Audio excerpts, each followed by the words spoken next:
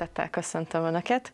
Nagy örömömre szolgál, hogy most itt lehetek, és beszélhetek a japán teákról, illetve a mesterem fog majd beszélni a japán tea művészetről, tehát ez egy ilyen 2 az 1-ben előadás lesz itt a Nemzetközi Ősz rendezvénysorozatban. A japán tea az mindig is nagyon közel állt a szívemhez, úgyhogy külön öröm számomra, hogy ezt megoszthatom Önökkel. Elsőként elmesélném azt, hogy mi lesz a mai témánk. Fogunk beszélni először is arról, hogy mi az a tea, hogyan került Japánba, majd beszélek a különböző japán teatípusokról, illetve az elkészítési módjukat is röviden áttekintenénk. Ez lenne az előadás első fele. És a második felében pedig a mesterem, ahogy említettem, átvenné a szót, Rajzó Kontor Kornélia, az Urasenke Magyarországi Japán Tea Egyesület művészeti vezetőjeként fog beszélni a japán tea művészetről. Az én témám pedig ugye a tea, a japán tea, de mi is az, hogy tea? Miről beszélünk akkor, amikor a teára gondolunk? Én úgy szoktam ezt elkülöníteni, hogy amikor van a gyümölcstea, meg a gyógytea, az nem ebből a növényből van. Amit én igazi teaként említek, tehát amikor a teáról beszélek, akkor én csak a Camellia sinensis nevű növénynek, a levelének a származékairól, tehát a fekete teáról, zöld teáról, stb. Beszélek. Ugye a növény, a Camellia sinensis, ez egy nagyon érdekes növény, azért mondom, hogy növény, mert sokan teacserjeként ismerjük, és kevesen tudják talán, hogy ez igazából egy fa méretűre megnő, hogyha hagyjuk, és nem vágjuk vissza.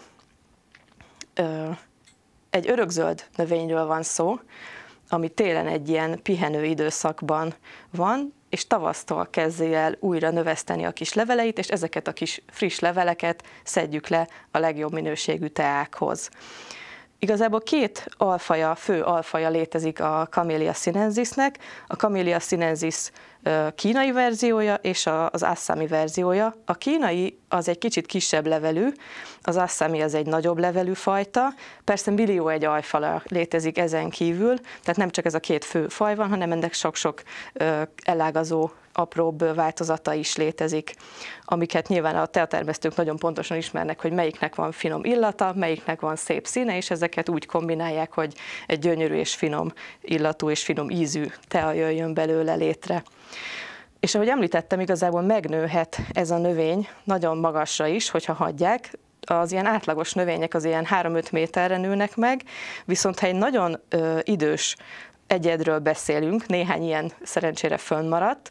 Tehát létezik például Yunnan régióban, Kínában egy körülbelül 3000 éves fa, ez látható egyébként a képen, ez egy nagyon ősi teafa, amit természetesen nagy tiszteletnek örvend, mert hát kevés ilyen van a világon, és még mindig születelhető róla tealevél, amit persze hát nyilván nem annyira szoktak ma már csinálni, mert pont azért, mert nagyon nagy tiszteletnek örvend, és próbálják megőrizni az egészségét minél tovább.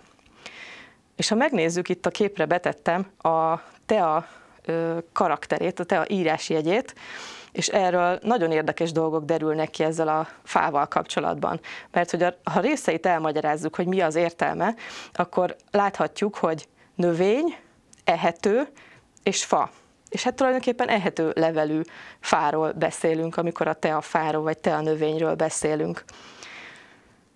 Őshonos igazából Kínában és Indiában a teanövény, de a legnagyobb kulturális története tulajdonképpen Kínában van. Onnan indult ki, az egész világon elterjedt mára, és nagyon sokfelé szeretik, és összességében a világ második legnépszerűbb itala lett a tea a víz után, ami szerintem egy nagyon érdekes adat.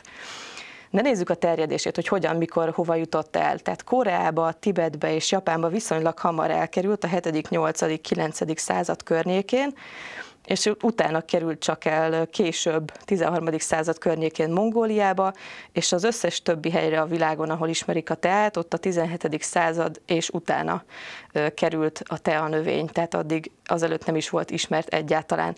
Most ez természetesen nem jelenti azt, hogy mindenhol ezeken a helyeken termesztenek is teát, mert egy speciális klíma kell azért hozzá, de nagyon érdekes különlegesség, hogy Magyarországon is megterem a tea növény, bár viszonylag kevés ültetvény van ma meg, de hát ki tudja, lehet, hogy lesz még több is.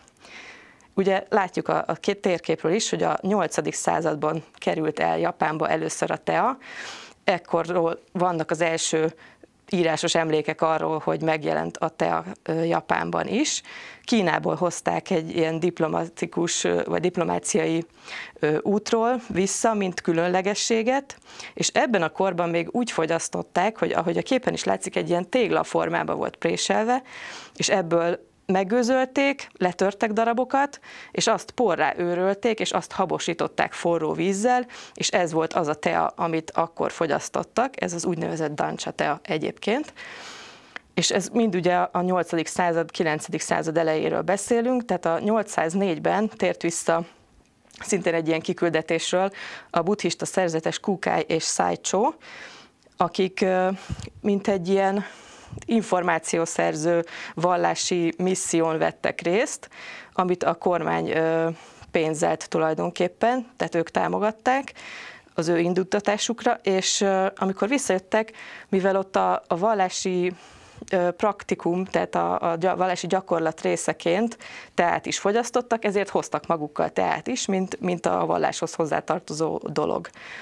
És magokat is hoztak Japánba, de ekkor még ugye nem beszélhetünk arról, hogy elültették volna őket, és nagy ültetvényekről beszélhetnénk, tehát ez még csak később fog elkövetkezni, de már ekkor megjelent Japánban az első nyoma a teának.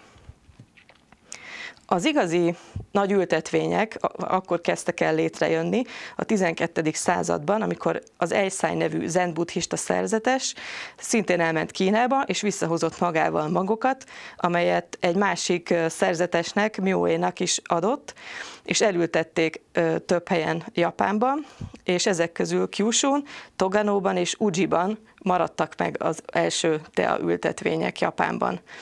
Eisai volt egyébként az, aki megírta az első japán nyelvű teáról szóló értekezést, a Kissai Jokit, amiben kifejti, hogy a tea az egy csodálatos varázsszer, ami egy gyógyszer tulajdonképpen, és a testünket, egészségünket támogatja, és ez a hosszú élet titka.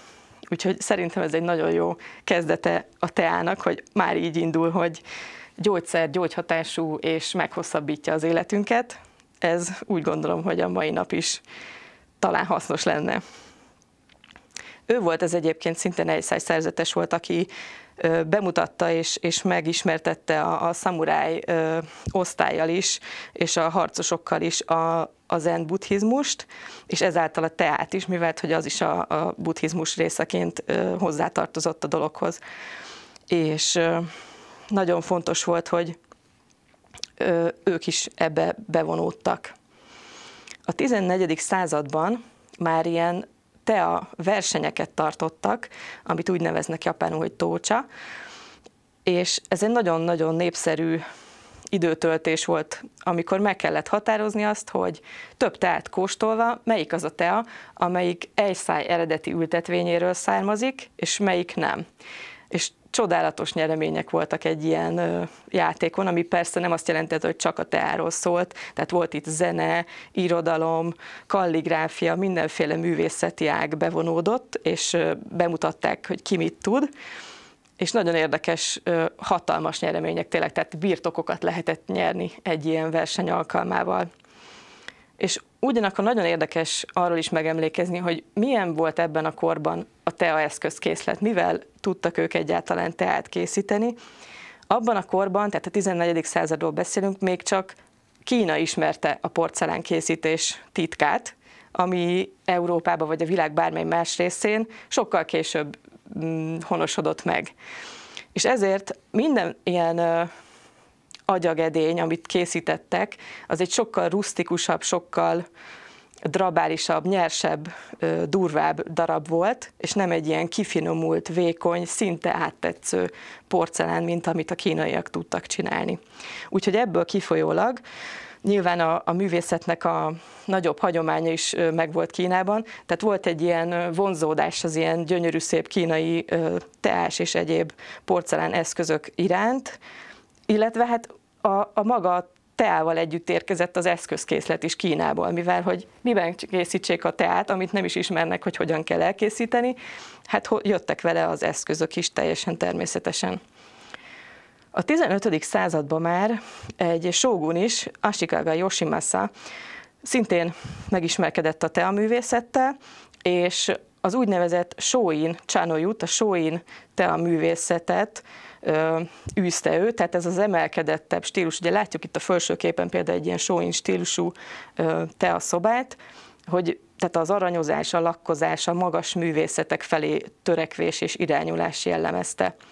Ugyanakkor voltak természetesen az egy egyszerűbb irányvonalat képviselőknek is egy komolyabb támora, például hozzájuk tartozott Murata Shūko, aki megpróbálta valahogy harmóniába hozni mind a kínai, mind a japán eszközkészletet és akár mentalitást is, az eszközök szintjétől egészen az elvontabb szintekig is.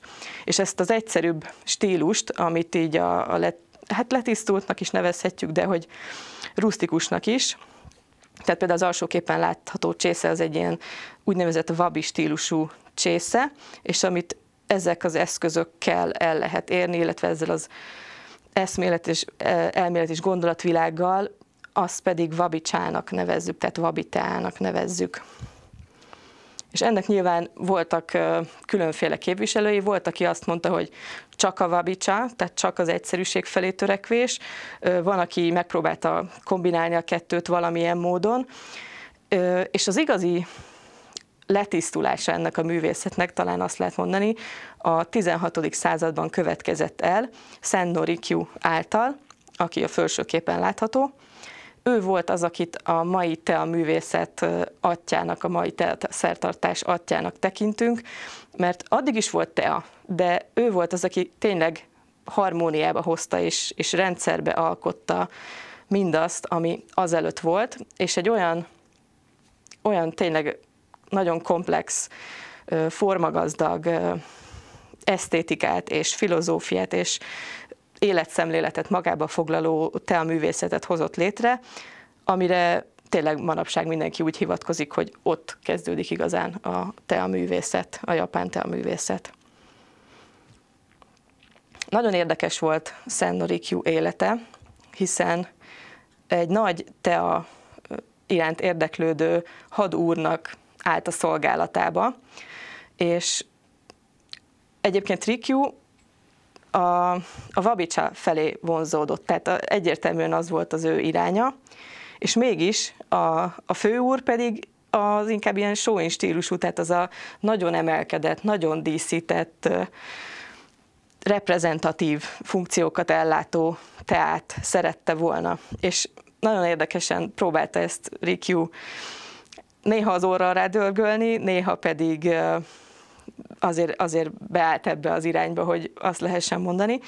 Itt egyébként a képekre rálaktam, tehát a felső kép az, ami teljesen aranyozott, minden aranyozott, olyan kontrasztban áll ezzel az alsó képpel, ahol pedig egy ilyen végletekig letisztult, nagyon egyszerű, rusztikus, nyers irányvonal.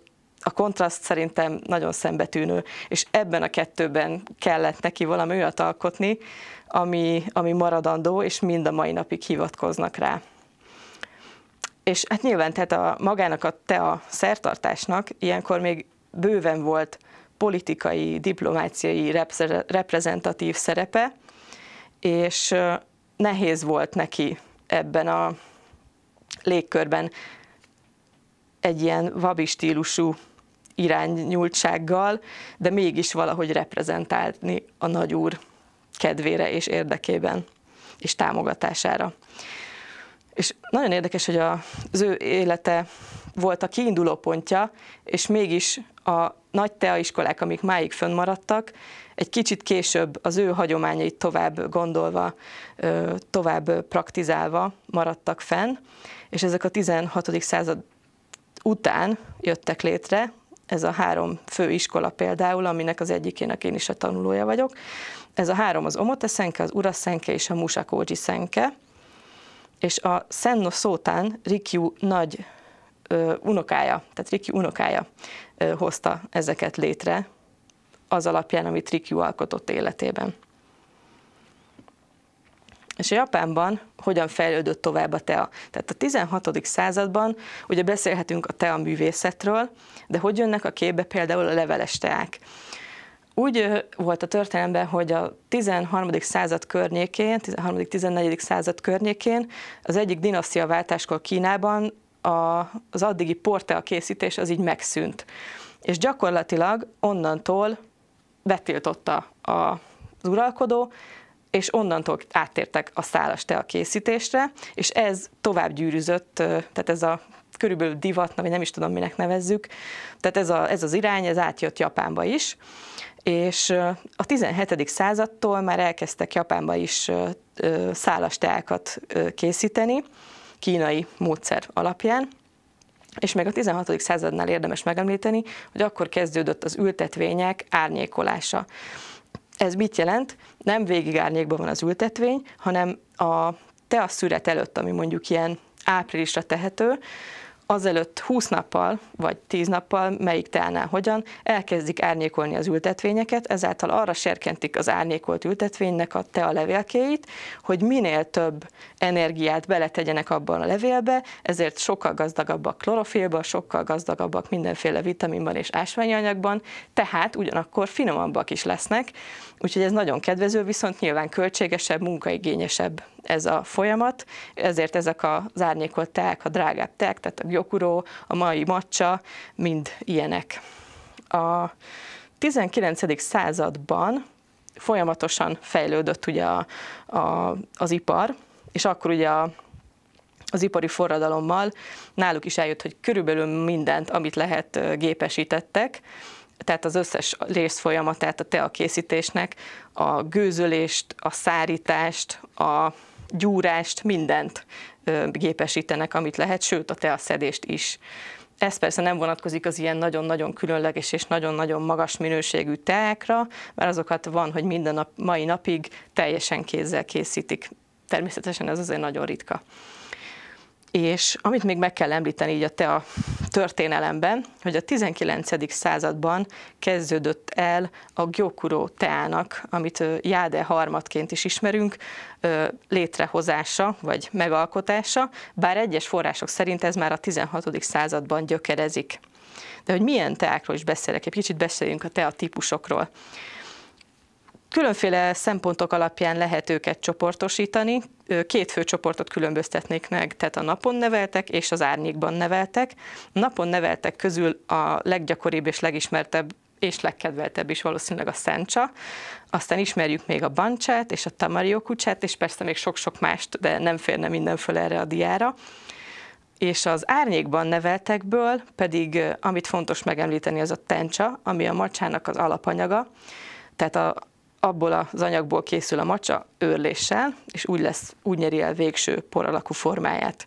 Az előbb említettem, hogy a gyokuro is egy ilyen, amit árnyékoltan nevelnek, illetve a kabusecha szintén ilyen. Más módszerek is vannak természetesen, tehát például van egy tea, amit jellemzően megpirítanak, ez a hojicha, illetve ilyen ágdarabkákat is tartalmaz, ami nem veszel a minőségéből, sőt az ízéhez is hozzáad. Nagyon finom. És az egyik teához, ami szintén nagyon híres és nagyon közkedvelt, a genmaicha, ahhoz például pirított rizsszemeket adnak hozzá. Van, aki azt mondja rá, hogy egészen ilyen popcorn ízű lesz tőle a tea, szintén nagyon kedvelt. És egy teát még megemlítenék mindenképpen, ez a shincha, az új tea, ami a legelső szedésből, a legelső szüretből készült tea. Ennek nyilván van egy ilyen hú, de vártuk ezt a tea szezont is, és kóstoljuk meg, milyen lesz. Egy ilyen nagy várakozás tölti be mindig az emberek szívét, hogy hú, kóstoljuk meg az idei első teát. És ez a shincha. Természetesen kisebb mennyiségben készül, inkább csak egy ízelítő abból, hogy mi várható még az év folyamán teás szempontból. És hogy hogyan készítjük el őket, ezt megpróbáltam egy ilyen táblázat formájában összefoglalni. Ezek nyilván egy ilyen kiindulást adnak, tehát hogy ezek nem szent és nem kőbevésett számok és arányok, tehát ez egy ilyen kiindulási alap. Nézzük meg őket egy kicsit pontosabban. Itt most 4 alap teát vettem, ami ezért eléggé közismert, a sencha, a gyokuro, a genmaicha és a hojicha teákat. Itt fölírtam, ugye, hogy tehát például egy senchát úgy készítenék el, hogy 6 g teát veszek egy deci vízhez, azt egy 70-80 fokon körülbelül 1 percig áztatom, és ezt az áztatást többször meg lehet ismételni, 2-3-szor. kinek milyen a kedve hozzá, tehát hogy mennyire, ha úgy érzi, hogy a harmadik felöntés az már egy kicsit ilyen túlhíg, az már nem az én műfajom, akkor nyugodtan 2-nél meg lehet állni. De hogy mindenképpen érdemes többször felönteni őket, tehát nem csak egyszer, mint a filteres teát, aztán kidobjuk, hanem többször érdemes fölönteni őket. Nagyon közkedvelt egyébként a szencsa, és nagyon gazdag C-vitaminban is. Akkor a gyokuro, amit említettem, az egy árnyékolt tea, és ezért is nagyon gazdag lesz majd ilyen édeskés, umamis ízekbe. Én azt mondanám, hogy úgy készítsük el, hogy egy ilyen 8-10 grammot, tehát ebből viszonylag sok kell, egy kevesebb vízhez, tehát egy intenzív, nagyon intenzív öntete lesz, de nagyon finom, viszont alacsonyabb hőmérsékleten javasolnám, tehát egy ilyen 50 fokon akár elkészíteni, 1,5 perces áztatási idővel, szintén lehet 3-szor fölönteni, és ilyen nagyon intenzív. Ha valakinek túl intenzív, nyugodtan vegye kevesebbre, nyugodtan vegye akár még alacsonyabbra a hőmérsékletet, tehát ez teljesen kedvünkre variálható. Aztán a genmaicha az egy olyan tea, amiben ugye benne vannak a pirított rizsszemek, de mihez teszik hozzá? Egy általában szencsa alaphoz, tehát nagyjából hasonlítani fog arra az elkészítése, hogy egy ilyen 6-8 grammot vennék a 100 gramm vagy 100 ml vízhez, 80 fokon készíteném kb. 1 perces áztatási idővel, és nyugodtan lehet 3-szor fölönteni. Hogy az íze milyen? Egy ilyen pirított, akár mogyorós irányba elmenő halvány rizs vagy popcorn, kinek hogy érzetet adó tea. Nagyon finom, nagyon kellemes. Aztán amit még itt megemlítenék, az a hojicha, ahol körülbelül 2 grammot, de akár többet is, de tényleg ízlés kérdése, tehát 2 grammot vennék én 1 deci vízhez, ezt nyugodtan lehet 100 fokon, egy ilyen 30 másodperces, tehát egy fél perces felöntéssel, amit meg lehet ismételni nyugodtan 3-szor, ezt próbálnám alkalmazni, tehát így készíteném el, és az jellemző egyébként a hojichára, hogy alacsony koffein tartalmú, ilyen finom pirított aromákkal rendelkezik. Egyébként itt jobb oldalt a képen ez látható. De újra mondom, hogy ezek egy ilyen kiindulási alapot adnak csak, és innentől pedig, ha túl híg lett, vagy túl sűrű lett, vagy nem tudom, túl kesernés, akkor vagy csökkenteni kell a hőmérsékletet, és vagy az áztatási időt. És ezzel szerintem mindenki megtalálhatja azt a módot, ahogy a legfinomabb lesz neki a japán tea. Ehhez nagyon-nagyon jó szórakozást kívánok, mert úgy gondolom, hogy ezek szórakoztató dolgok, és ugyanakkor egészséges, szerintem ez sem mellékes. Úgyhogy jó teafogyasztást kívánok, és köszönöm a figyelmet!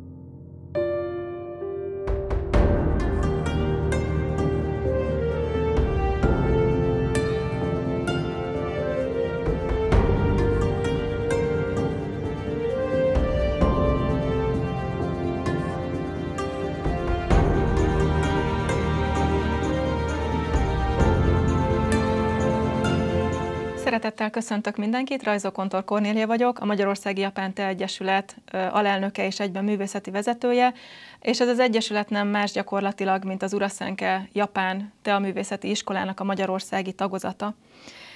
A Marian az előzőekben már nagyon sokat mesélt a japán teákról, azoknak a termesztéséről, feldolgozásáról, elkészítéséről és élvezetéről, érintve egyébként a történelmi tényeket is és a vonulatot, úgyhogy én valahol át szeretném venni tőle a stafétát és onnan folytatni, és egyre inkább a teaművészetnek a nagyon misztikus világába egy-egy lépést tenni, és ebbe bevezetni a kedves nézőket, hallgatókat.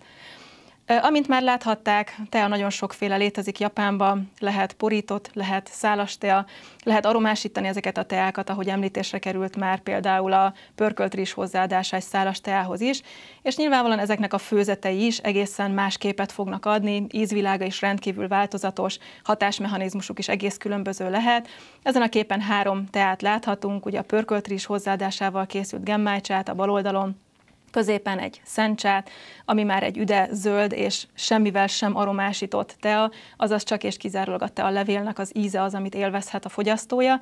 És ami most számunkra a legérdekesebb lesz ebben az előadásban, az a jobb oldali képen található nagyon érdekes ital, ami a porráőrölt tea, azaz a matcha tea, és ennek a matcha teának a felszolgálásáról, elkészítéséről szól a mi művészetünk, a japán tea művészet. Matcha teáról azért lehet nagyon sokat hallani manapság, és az emberek talán már elég sokan találkozhatnak a fogyasztással magával. Általában, amivel találkozhatunk a hétköznapokban itt Európában, hogyha valami nagyon speciális helyre megyünk teázóba, vagy esetleg japán étterembe, akkor az az úgynevezett uszucha, amit mi híg teának nevezünk, ami egy elkészítése módja gyakorlatilag a porráőrölt zöld teának, de ezen kívül létezik egy másik elkészítési módozata is, az úgynevezett koicha, azaz a sűrű tea, amit Japánban éttermi körülmények között vagy vendéglátóipari egységekben nem is szolgálnak fel, ez kimondottan a teaművészeknek a teája, a teaművészek által szervezett vendéglátásoknak a fénypontja, a csúcspontja, és gyakorlatilag a lényege, amiért egy vendég érkezik egy teaművészhez, de minden esetre érdemes ezt a 2 változatot ismerni, hiszen ahogy terjed Európában és világszerte a porráőrölt zöld teák fogyasztása, érdemes ismerni a különböző elkészítéseket is, hiszen ezekben a teázókban lehet ugye vásárolni olyan porráőrölt teát is, ami kimondottan sűrű tea készítése lett megalkotva az ültetvényes által, ezáltal nyilvánvalóan azért ennek a készítési technikája is terjed a mindennapokban is. Én azonban most nem a tea készítési módokról szeretnék a következőkben beszélni, sokkal inkább egy művészetről, ami szinte most már az egész világban ismert, és nagyon sokan vonzódnak hozzá, nagyon sokan meglátják benne azt a nagyon harmonikus, esztétikus és egy nagyon különleges milliót, amit maga a tea szertartás, a tea művészet jelent. Úgyhogy én erről is szeretnék beszélni, hiszen ez az, amivel egyesületünk és jó magam is foglalkozom. A teaművészetre nagyon sok szóval lehet hivatkozni, mind japánul, mind az angol szakirodalomba, és pontosan ezt a szakirodalmat átvéve igyekszik egyesületünk minden tagja ezt a terminológiát megteremteni Magyarországon és magyar nyelven. Úgyhogy aki már hallotta Chado, Sado, Chano-yu elnevezéseket, az gyakorlatilag mindegyik egy és ugyanazon művészetre reflektál, a porráőrölt teának a művészetére. Maga a kanji, azaz a kínai írásjel, amivel ugye a japánok leírják ezt a művészetet, ami a lap tetején látható, a Chado, ami szó szerint egyébként ugye tea utat fog jelenteni, de ennek is olvasata Chado, Sado is lehet. Az angol terminológia japán tea művészet, az tea útja és a tea művészete gyakorlatilag ezek a terminológiák terjednek, és szeretnék is mindjárt kitérni arra, hogy Magyarországon miért is vezetjük mi is be ezt a terminológiát, és mi a különbség ezek között. De miről is szól a teaművészet maga? Egy nagyon összetett és hosszú mondattal jellemezném, ami itt a dián olvasható, ez a vendéglátásnak a művészete. Egy olyan vendéglátási formát fejlesztettek ki a japánok, és itt ugye a történelmi vonulatról már hallhattunk Rikyūnak, illetve Rikyū mestereinek a munkásságáról és a fontosságáról. Őnekik köszönhetően a 16. századra egy olyan teaivási kultúra és egy olyan szabályrendszer alakul ki, amely gyakorlatilag mesteri magaslatokig emeli, nagyon profi szintre és egy tökéletességi szintre emeli gyakorlatilag a tea készítésnek azon módját, amit a teaművészet aztán szabályok formájában rögzít, ami nem szól másról, mint hogy megvendégelünk egy embert. Tiszta szívből, tiszta lélekkel, egy nagyon tiszta, minden értelemben tiszta helyen, időben és térben, úgy, hogy annak a vendégnek egy egyszeri, megismételhetetlen és nagyon-nagyon különleges élményt nyújtsunk azáltal, hogy vendégül látjuk őt teára, és a hozzá elválaszthatatlan párként felszolgált édességgel, és hogy ha már teázunk, és aki ismeri a hatásmechanizmusát a teának tudja, hogy azért a gyomornak ez egy nagyon nagy falat lesz, úgymond, amikor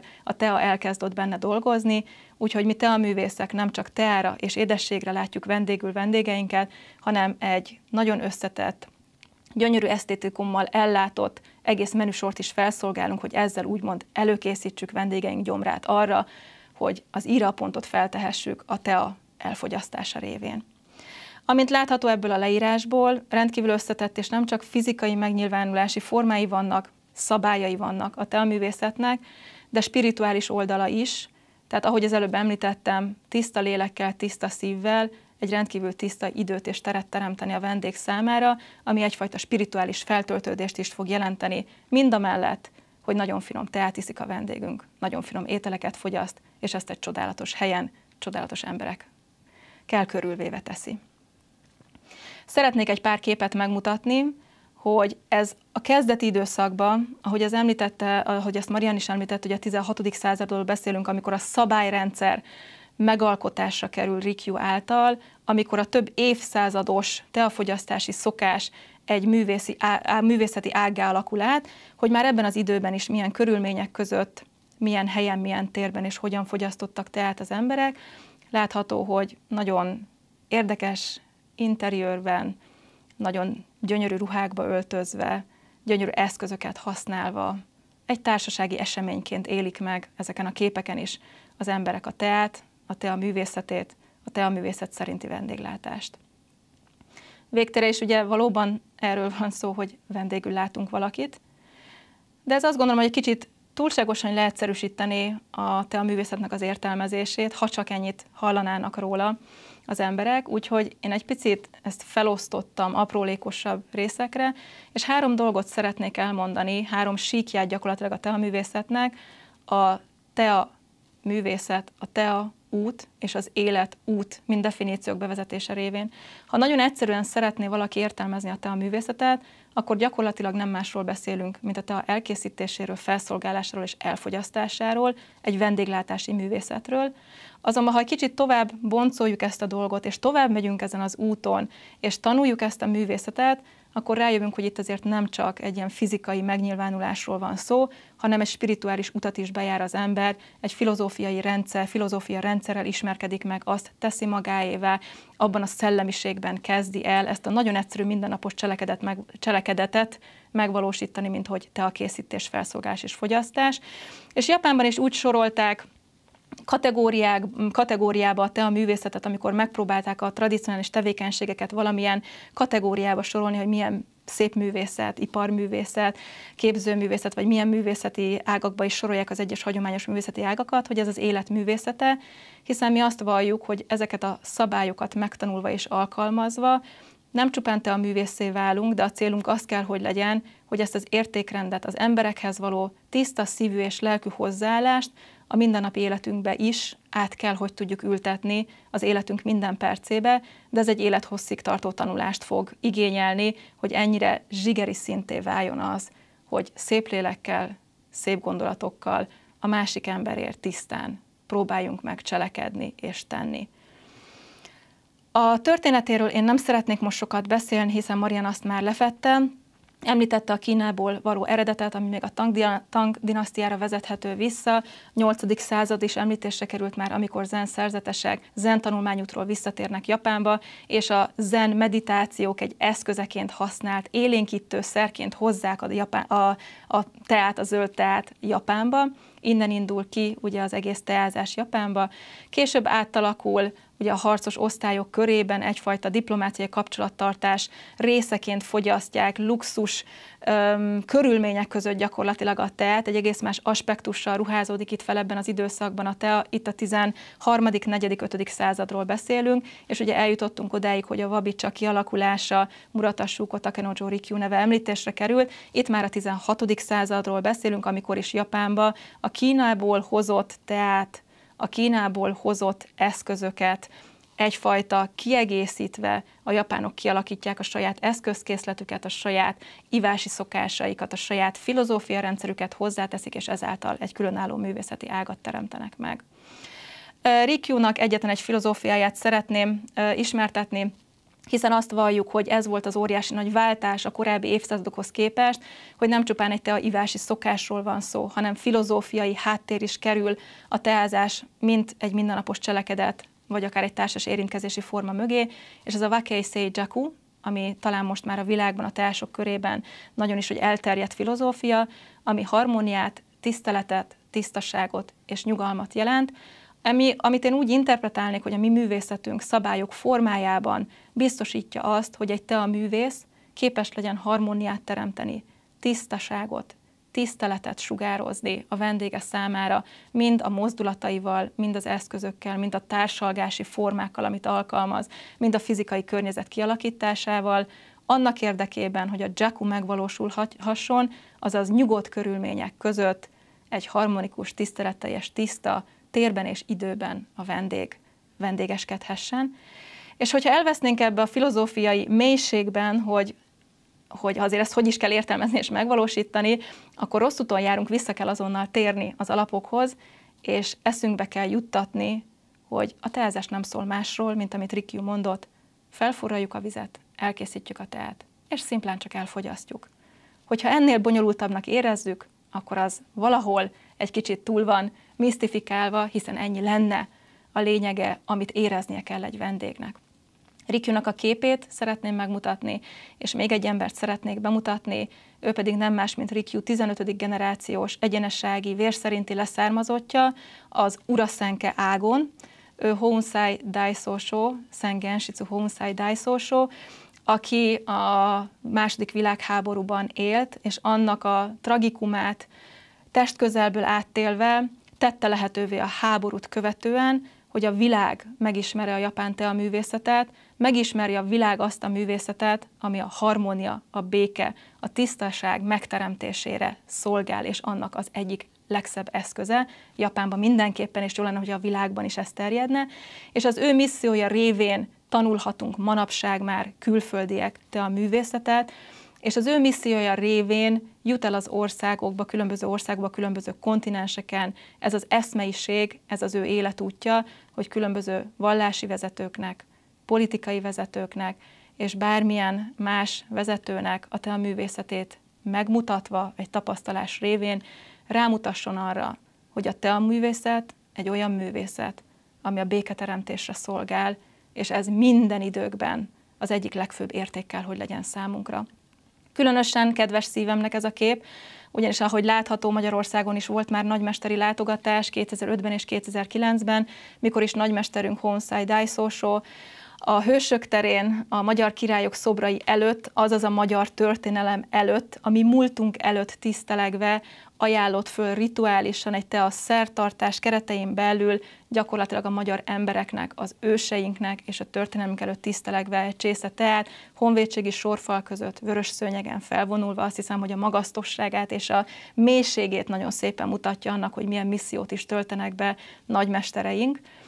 És hát ugye nagyon különböző szinteken próbálják, politikai szinten, a publikum előtti megjelenéseken próbálnak teret adni annak, hogy ezek az eszmék terjedhessenek, illetve hát ami még emellett mindenképpen említésre méltó, hogy nyilvánvalóan minket, tanítványainkat pedig arra képeznek ki, és arra kérnek föl, hogy próbáljuk meg a saját szintünkön, azaz a hozzánk közel álló emberekhez eljuttatni a teaművészetnek a szellemiségét. Ezzel a felkéréssel jönnek létre a külföldi tagozatok, így a magyarországi csoport is, ami 2005-ben alapult, és azóta itthon próbáljuk megteremteni a méltó körülményeit annak, hogy taníthassuk ezt a művészetet. Az előadásom végén szeretnék csupán képeket felvillantani arról, hogy Japánban milyen környezetben is történik a teázás maga, hogyan néznek ki a teaházak, a szobák, a teakertek, és utána pedig el fogok készíteni egy csészeteát a teaművészet szabályai szerint, úgyhogy magát azt, hogy a teaszobában mi is valósul meg, egy nagyon-nagyon pici elemét ugyan, de élőben szeretném majd bemutatni, úgyhogy egy pár kép azért vezesse fel ezt a hangulatot, hogy elkalózoljam önöket gyakorlatilag Japánba, egy teakerten keresztül, egy teaházba, egy teaszobába, ahol aztán én elkészítem a teát, majd így egy kicsit így összekapcsolva ezt a virtuális világot. Egy teakertet láthatunk, a külvilágból mindig egy kapun keresztül érkezünk be abba a térbe, a teakertbe, ahol majd aztán a teakerten átvonulva, azon végigmenve letisztítjuk gondolatainkat azáltal az esztétikum által, ami a teakertben vár minket. Egy részén még buja növényzet, aztán egyre kevésbé buja az a növényzet, hogy segítse ezt a fajta gondolati letisztulást, hogy mire végig sétálunk a teakerten, addigra gyakorlatilag már rendkívül kevés impulzus érjen minket, és oda tudjunk koncentrálni a legapróbb kicsi jelekre is, ami majd egy teaszobában éri a vendéget. Úgyhogy a teakertben elhelyezve teaházakkal fogunk találkozni. Ez a teaház nagyon különböző lehet, kisméretűek, nagyméretűek, kicsit fényűzőbbek, vagy nagyon a rusztikus vonalat képviselő, még Rikyuék idejéből a wabi esztétikát jobban, erősebben képviselő teaházak, teaszobák, és hogyha bemegyünk egy ilyen teaházba, akkor egészen tág terektől kezdve az egészen szűkös kis félhomályos terekig nagyon sokféle gyakorlatilag interiőrrel találkozhatunk, ami egészen különböző hangulatot varázsol, egész különböző hangulatot teremt a vendég számára, és ebbe a teaszobába megérkezve már ugye egészen nyitottak leszünk arra, hogy az apró pici jelekre is figyelhessünk, úgy, mint arra, hogy milyen zen kifejezés van kihelyezve a falra, egy gyönyörű szép ecsetírással felírva, hogy amellé a természetet hogyan csempészte be a vendéglátó egy virágkompozíció formájában, hogy az öntött vaskanna milyen alakú is, és alatta milyen kellemes hangja van annak a szénnek a ropogásának, annak a kis hőnek, ami onnan az öntött vaskanna alól érkezik, hogy aztán ezeket, ha megcsodáltuk, akkor egyszer csak ezeket felhasználva előkerüljön a kis szelencénk, a teatároló kis dobozka, amiben ott van a porráőrölt tea, és elkészíti számunkra a vendég a teát, amihez egy gyönyörű édességet szolgál föl, ami nyilvánvalóan minden egyes elem valami különleges értéket képvisel, így még az édesség sem csupán csak egy kis cukorka, hanem annak is forma és színvilágot öltve valamilyen üzenetet próbál hordozni vendég számára, a szezonalitásnak a szépségeit próbálja üzenetként átadni. Kétfajta tea összejövetelünk létezik, chaji és chakai. A chakai az egyszerűbb formája, amikor csak egy csészeteára és egy édességre hívjuk meg a vendéget, a chaji pedig minden egyes tea tanulónak gyakorlatilag az élet célja, hogy chajikat rendezhessen, ugyanis ez a teljes komplexitásában megtartott tea összejövetelt jelenti, ahol menüsorfogyasztás van, amit a vendéglátó készítés szolgál fel, majd a menüsor fogyasztását követően több szakaszban teázások vannak, mint egy 5-6 órás hatalmas nagy opera előadás akár, amit az első pillanattól az utolsóig minden egyes mozzanatában rendkívül pontosan megszerkesztett, minden mozzanatában kötött, hogy hogyan tud zajlani, de a művésznek benne van a művészi szabadsága, hogy ezáltal az 5-6 órás összejövetel által, mint egy nagy családi, nagy ünnepélyes, egy esküvői vagy egy karácsonyi összejövetel, ehhez tudnám hasonlítani a komplexitásában a teaművészetet, plusz még felruházva spiritualitással és filozófiával egy ilyen összejövetelen vegyen részt majd az ember. És ezzel zárnám az előadásomat. A teaművészetben tehát gyakorlatilag egyszerre egy nagyon-nagyon komplex és egy nagyon egyszerű világ jelenik meg, egy nagyon komplex érzés, amit mégiscsak vissza kell bontanunk egy nagyon egyszerű érzésre, és Rikyu szavait ismételve zárnám az előadásomat, de a teázás nem szólhat másról, mint vizet forralni, elkészíteni azt a teát, hogy aztán a vendégünk ezt elfogyaszthassa. Köszönöm szépen a figyelmet!